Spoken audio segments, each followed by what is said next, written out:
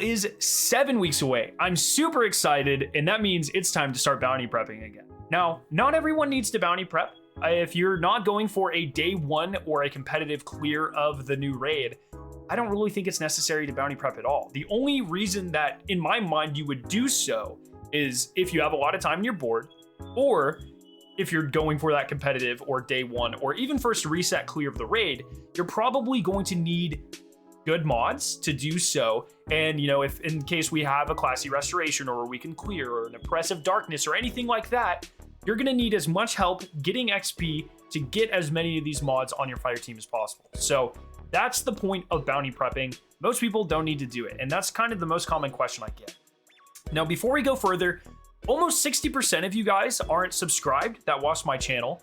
It's completely free. We try to be super helpful. We put out very consistent content. And so if you like Destiny and you're very serious about triumph hunting or collection hunting or anything like that, or you just like having fun and watching funny things, please consider subscribing. It's free, and we are on the road to 100,000 subscribers. Thank you. So as always, my friend Chemo and myself have put together a very helpful bounty tracking guide for you guys. Anyone can download this or make your own copy. So there's going to be a link in the top comment section down below. And all you have to do is go over to File and make a copy, and you can make yourself a copy that you can use to keep track of your progress. We put a lot of work into this, so we hope you guys enjoy it.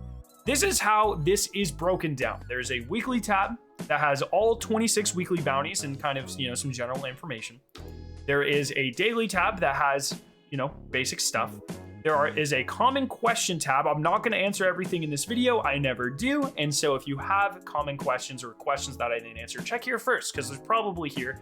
And then if someone in the comment section or one of our friends points out that we missed something, I'm going to put update notes in this tab as well, just so we can keep a nice little clean timeline of everything. And everyone has the most up-to-date information possible.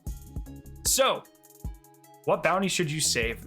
How do you save bounties? What's going on here? So in your quest tab, you can hold a combined 63 bounties and quests. I recommend holding 60. So get rid of as many of your quests as possible. If you have these, you have to go do the Wish Ender quest, which is really annoying, but it doesn't take too long. I would just pretty much delete everything else.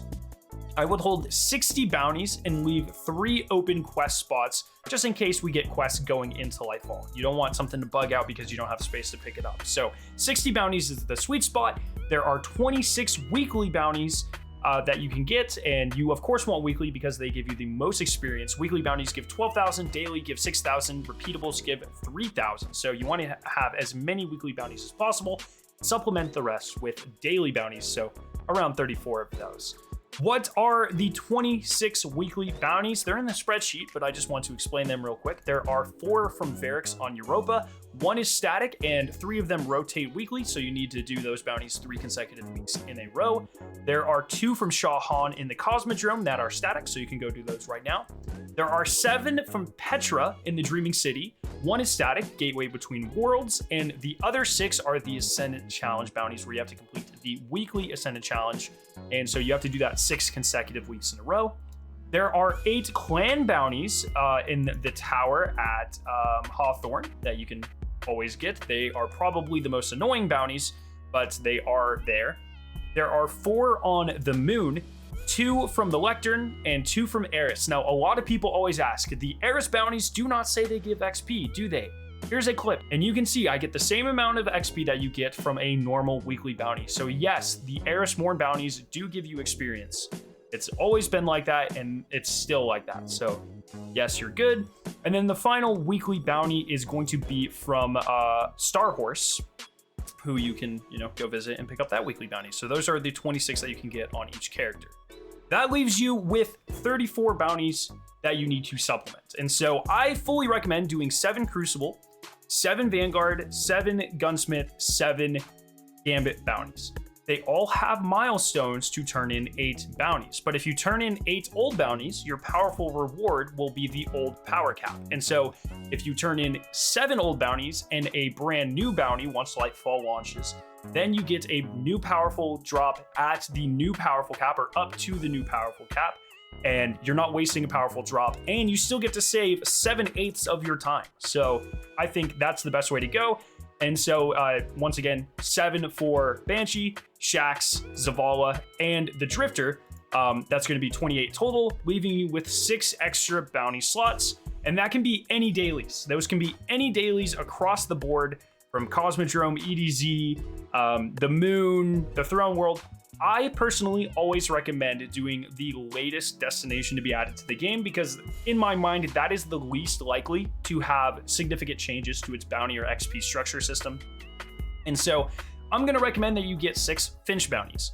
Finch also has a milestone. And you want to do milestones, by the way, because each milestone, I believe every milestone, Power Forward Pinnacle, gives you 12,000 experience, the same as a weekly bounty. Maybe my numbers are off there, but in my experience, they all give 12,000 experience. Finch has one right now where if you need reputation, getting bounties and turning those in actually really helps with this quite significantly. And so if Finch keeps this challenge, it will also get you work towards an additional powerful.